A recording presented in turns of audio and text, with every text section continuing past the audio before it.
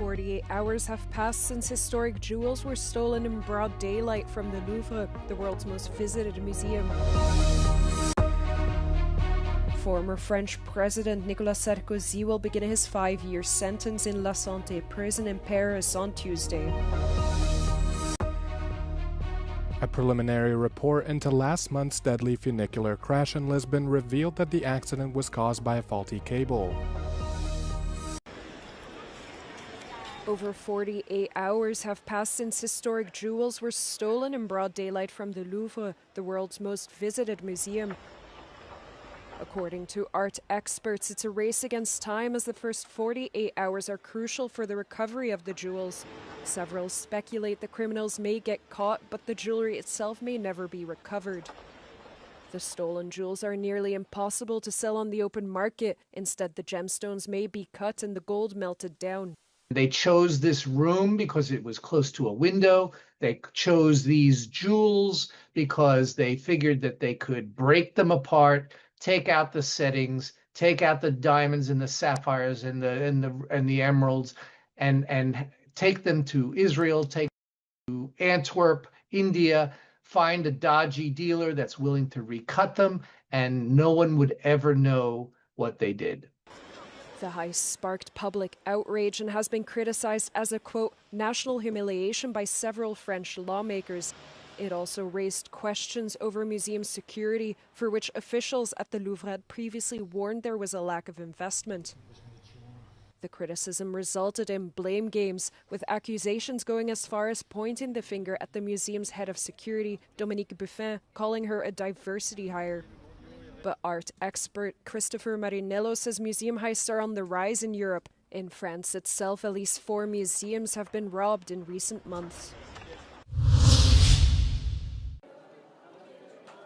Nicolas Sarkozy arrived at La Santé prison in Paris on Tuesday, where he will serve a 5-year sentence. He is the first former French president in living memory to be imprisoned. The judge ruled the former French leader would start his prison sentence without waiting for his appeal to be heard, citing the seriousness of the disruption to public order caused by the offence. Et s'ils veulent absolument que je dorme en prison, je dormirai en prison. Mais la tête haute. Je suis innocent. In September, a Paris court found Sarkozy guilty of criminal conspiracy involving the use of funds from Libya to finance his 2007 presidential campaign. He is expected to be held either in solitary confinement or in a prisoner's section for vulnerable inmates, also known as the so-called VIP section. It's a first in the history of the European Union, a former head of state behind bars. Nicolas Sarkozy, president of France from 2007 to 2012, entered the La Santé prison right behind me in Paris this Tuesday morning. The 70-year-old is serving a 5-year sentence for criminal conspiracy for the Libyan financing of his 2007 presidential campaign. Sarkozy has appealed the verdict, as has the prosecutor's office. This morning, his sons called for a show of support near his family home in Paris, and hundreds of people gathered in support of the former president.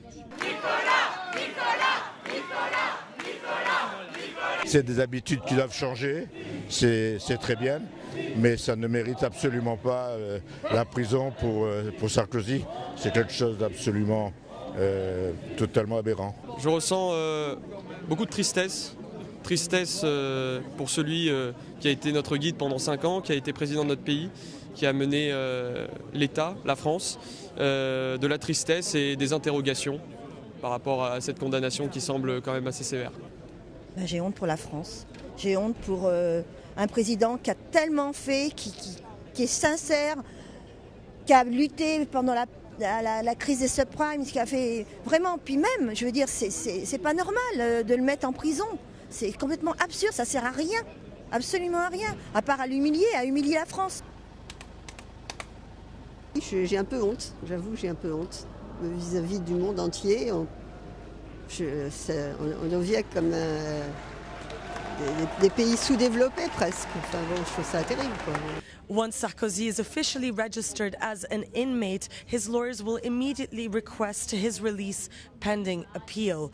The courts will have up to 2 months to decide, though a ruling could come much earlier. Sofia Katsankova reporting from Paris for Euronews.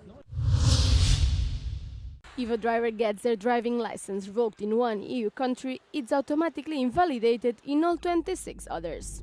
This is one of the new measures approved on Tuesday by the European Parliament.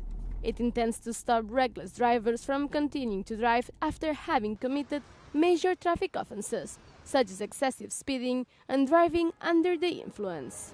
Lawmakers also approved a new form of permits in digital driver's licenses. It's poised to become the main form of documentation in the bloc and will be accessible via smartphones. 17-year-olds will also be able to get behind the wheel, as the bloc approved plans to allow them to obtain provisional licenses, so long as they are accompanied by an experienced driver until they turn 18. The new rules, confirmed on the EU level, are expected to come into force within 3 years, pending approval at the national level. They aim to enhance road safety as the EU looks to inch closer to its goal of halving road deaths by 2030. A cable that snapped on the Lisbon funicular, causing a crash that killed some 16 people last month, was not certified for use in public transport, an official investigation has found.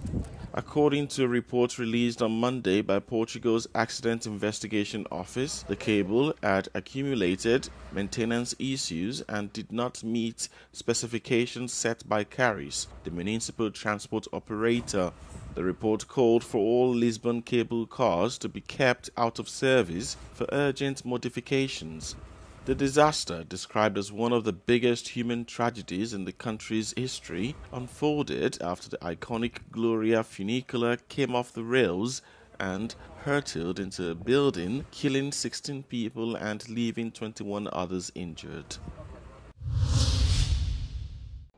A U.S. appeals court has ruled that President Donald Trump can deploy National Guard troops to Portland, Oregon.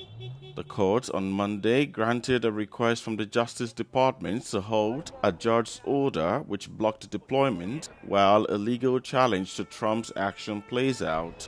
The 2-1 ruling in favor of Trump by the San Francisco-based appeals court clears the way for some 200 troops to be deployed to protect federal buildings, despite objections from city and state officials who say intervention in Portland is not needed. Oregon's Attorney General said he would ask a broader appeals court panel to reconsider the ruling, while the state governor, Tina Kotek, said the fight is not over. Portland is one of several other mostly Democratic-led cities Trump has ordered National Guard troops into as part of a crackdown on what he described as crime, including in Washington, D.C. and Los Angeles. Japan's parliament has elected Sanai Takaichi as the country's first ever female prime minister, a historic first that comes one day after her struggling party struck a coalition deal with a new partner. In Tuesday's parliamentary election, lawmakers in the lower house voted for Takaichi with 237 votes, more than what was needed for a simple majority.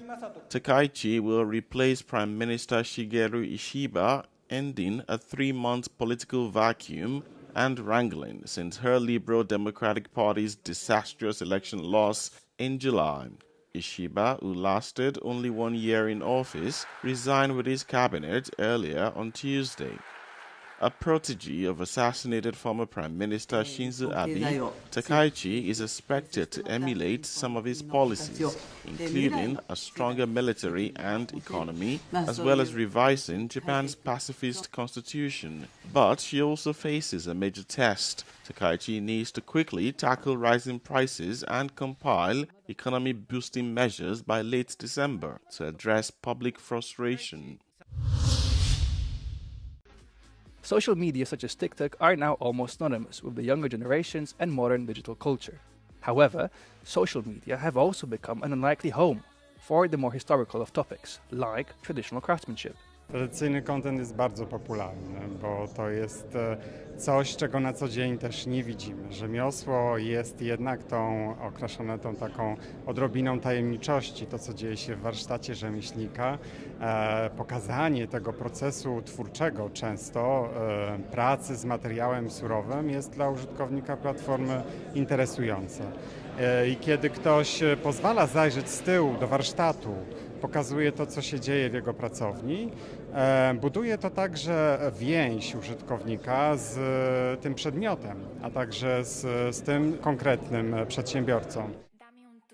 According to experts, craftsmen rely on new media not only for entertainment, but also business purposes. Po pierwsze po to, aby opowiadać o sobie, o swoim rzemiośle, o swojej firmie, a także promować swoje produkty i usługi, a po drugie także pozyskuje się poprzez nią wiedzę na temat opinii klientów i tego, co klient oczekuje od naszych produktów albo od usług. Pozwala ona spojrzeć poza granice Polski i zobaczyć, czego oczekuje klient zagraniczny, a to z kolei buduje dla małych przedsiębiorstw szansę na to, żeby wyjść ze swoim produktem na świat i działać globalnie. Over 900 million videos under the tag craft have been posted to TikTok alone, proving the global appeal of traditional craftsmanship.